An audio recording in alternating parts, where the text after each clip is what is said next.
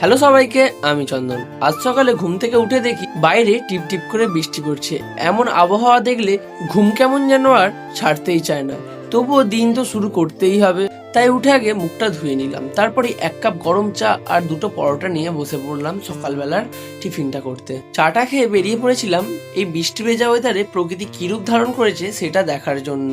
আমার মনে হয় প্রকৃতির সব থেকে সুন্দর রূপ মাঠেতেই ধরা পড়ে। যাওয়ার সময় বৃষ্টি এসে যাওয়ার কারণে আমরা একটা দোকানে দাঁড়িয়ে পড়ি। তারপরে কাকা আমাদেরকে একটা করে আইসক্রিম কিনে দেয়। আইসক্রিমটা কতটা ঠান্ডা ছিল আমার মুখের এক্সপ্রেশনটা দেখে নিশ্চয়ই বুঝতে পারছো। বৃষ্টি থেমে যেতেই আমরা ওখান থেকে মাঠের দিকে বেরিয়ে যাই। মাঠে এসে দেখি আমাদের এখানে ধান রোয়া শুরু হয়ে গেছে। আমাদের এখানের মাঠের ভিউটা জাস্ট দেখো তোমরা, যা লাগছে কি বলবো আর। এই শান্ত পরিবেশটাই আসলে গ্রামের আসল সৌন্দর্য। শহরে হাজার আলো থাকলেও এমন শান্তি কিন্তু খুব কমই পাওয়া যায়। আমাদের গ্রামের যে এই হাওয়াটা কি বলবো, যা লাগছে মারাত্মক লেভেলে। আজকের মতো এখানেই টাটা। জানিও কিন্তু সবাই ভিডিওটা কিরকম হয়েছে।